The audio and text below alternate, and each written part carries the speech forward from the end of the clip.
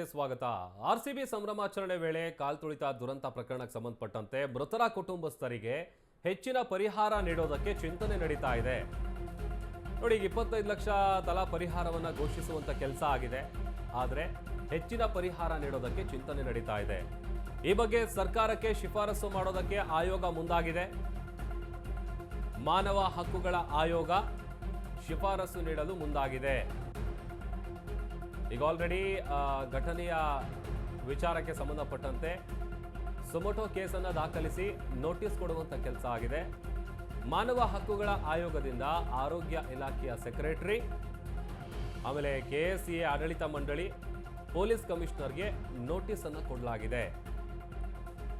ಮೃತಪಟ್ಟವರ ಕುಟುಂಬಸ್ಥರ ಹೇಳಿಕೆ, ಗಾಯಾಳುಗಳ ಹೇಳಿಕೆ, ತನಿಖಾಧಿಕಾರಿಗಳಿಂದ ವಿವರಣೆ ಪಡೆದು ಸರ್ಕಾರಕ್ಕೆ ಶಿಫಾರಸು ಸಲ್ಲಿಸೋದಕ್ಕೆ ಮುಂದಾಗಿದೆ ಅಂತೇಳಿ ಗೊತ್ತಾಗ್ತಾ ಇದೆ. ಮಾನವ ಹಕ್ಕುಗಳ ಆಯೋಗ ಸರ್ಕಾರಕ್ಕೆ ಶಿಫಾರಸನ್ನು ಮಾಡಲಿದೆ ಅಂತೇಳಿ ಗೊತ್ತಾಗ್ತಾ ಇದೆ. ಅದರ ಜೊತೆಗೆ ಈಗ 25 ಲಕ್ಷ ಏನು ಕೊಟ್ಟಿದ್ದಾರೆ, ಇನ್ನೂ ಜಾಸ್ತಿ ಸಿಗಬೇಕು ಅನ್ನುವಂಥ ಕೂಗು ಕೂಡ ಇದೆ. ಅದು ಸಾಕಾಗೋದಿಲ್ಲ. ಏನೋ ಒಂದು ರೀತಿ ಸರ್ಕಾರ 10 ಲಕ್ಷ ಕೊಟ್ಟಿದೆ. ಪಾಪ ಅಲ್ಲಿ ಸೆಲೆಬ್ರೇಷನನ್ನು ನೋಡಬೇಕು ಅಂತ ಬಂದಂಥ ಸಂದರ್ಭದಲ್ಲಿ ಈ ಥರದ ದುರಂತ ನಡೆದಿದೆ. ಆಮೇಲೆ ವಿಪಕ್ಷಗಳು ಮಾತನಾಡುವಂಥ ಸಂದರ್ಭದಲ್ಲಿ ಕೂಡ ಈ ವಿಚಾರಗಳನ್ನು ಪದೇ ಪದೇ ಉಲ್ಲೇಖ ಮಾಡ್ತಾ ಇದೆ. ನಾವು ಸರ್ಕಾರಕ್ಕೆ ಮನವಿ ಮಾಡ್ತೀವಿ ಅಂತ. ಇನ್ಫ್ಯಾಕ್ಟ್ ಸಚಿವೆ ಲಕ್ಷ್ಮೀ ಹೆಬ್ಬಾಳ್ಕರ್ ಆಗಿರ್ಬೋದು, ಆಮೇಲೆ ಬೇರೆ ಬೇರೆ ನಾಯಕರು ಮಾತನಾಡುವಂಥ ಸಂದರ್ಭದಲ್ಲಿ ಕೂಡ ಸರ್ಕಾರಕ್ಕೆ ಹೆಚ್ಚಿನ ಪರಿಹಾರ ನೀಡೋದಕ್ಕೆ ಮನವಿ ಮಾಡ್ತೀವಿ ಅನ್ನುವಂಥ ಕೂಗುಗಳು ಕೂಡ ಕೇಳಿ ಬರ್ತಾ ಇದೆ.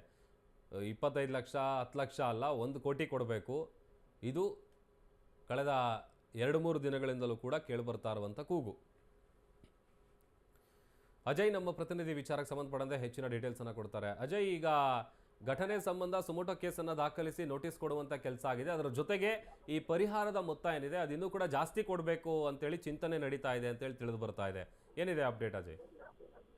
ಖಂಡಿತವಾಗ್ಲೂ ಪ್ರಭು, ಈಗಾಗ್ಲೇ ಏನು ಈ ಒಂದು ವಿಚಾರದಲ್ಲಿ ಈಗ ಮಾನವ ಹಕ್ಕುಗಳ ಆಯೋಗ ಅಂದ್ರೆ ಹ್ಯೂಮನ್ ರೈಟ್ಸ್ ಏನಿದೆ ಅದು ಕೂಡ ಈಗಾಗಲೇ ಎಂಟ್ರಿ ಆಗಿರುವಂತದ್ದು.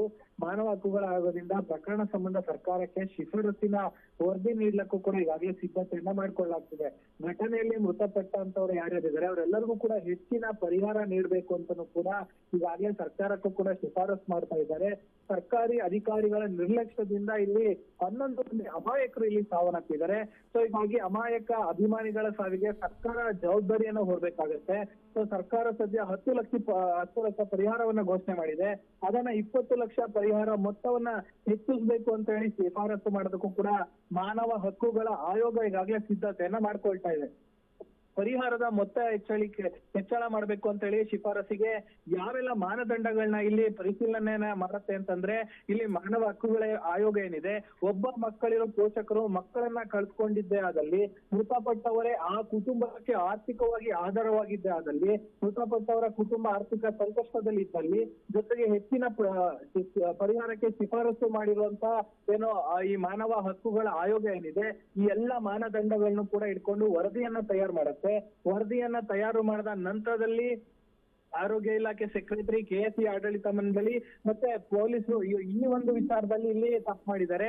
ಯಾವುದೇ ಕಾರಣಕ್ಕೂ ಇಲ್ಲಿ ಈ ಒಂದು ಏನು ಅಮಾಯಕರು ಬಲಿಯಾಗಿದ್ದಾರೆ ಇವರಿಗೋಸ್ಕರವಾಗಿ ಅಮಾಯಕರು ಬಲಿಯಾಗಬಾರ್ದು ಅನ್ನೋ ಒಂದು ಮಾನದಂಡವನ್ನ ಇಟ್ಕೊಂಡು ಈಗಾಗಲೇ ಇಂಥವ್ರಿಗೂ ಕೂಡ ನೋಟಿಸ್ ಅನ್ನು ಕೂಡ ಕೊಟ್ಟಿದ್ದಾರೆ. ಇನ್ನು ಆರೋಗ್ಯ ಇಲಾಖೆಯ ಸೆಕ್ರೆಟರಿ ಆಗಿರ್ಬೋದು, ಮತ್ತೆ KSCA ಆಡಳಿತ ಮಂಡಳಿ ಆಗಿರ್ಬೋದು, ಪೊಲೀಸ್ ಕಮಿಷನರ್ ಆಗಿರ್ಬೋದು, ಅಂದ್ರೆ ಅವರೆಲ್ಲರಿಗೂ ಕೂಡ ನೋಟಿಸ್ ಅನ್ನ ಕೊಡುತ್ತೆ. ಅವ್ರು ಬಂದು ವಿಚಾರಣೆಯನ್ನ ಎದುರಿಸಬೇಕಾಗತ್ತೆ ಮಾನವ ಹಕ್ಕುಗಳ ಆಯೋಗದ ಮುಂದೆ. ಸೊ ಹೀಗಾಗಿ ಅವ್ರು ಮಾಡಿರುವಂತ ತಪ್ಪಿಗೆ ಇಲ್ಲಿ ಏನು ಮೃತರು ಮಾಡಕ್ ಆಗೋದಿಲ್ಲ, ಕುಟುಂಬಸ್ಥರು ಸ್ಟೇಬಲ್ ಆಗಿರ್ಬೇಕಾಗತ್ತೆ. ಸೊ ಹೀಗಾಗಿ ಅಂತವ್ರಿಗೆ ಇನ್ನು 10 ಲಕ್ಷ ಹಣ ಹೆಚ್ಚಾಗಿ ಕೊಡ್ಬೇಕು ಅಂತ ಹೇಳಿ ಈಗ ಏನು ವರದಿಯನ್ನ ಸಿದ್ಧತೆ ಮಾಡಿ ಸರ್ಕಾರಕ್ಕೂ ಕೂಡ ಸಲ್ಲಿಸೋದಕ್ಕೂ ಕೂಡ ಮುಂದಾಗಿರುವಂತದ್ದು. ಪ್ರಭು, ಥ್ಯಾಂಕ್ ಯು ಅಜಯ್.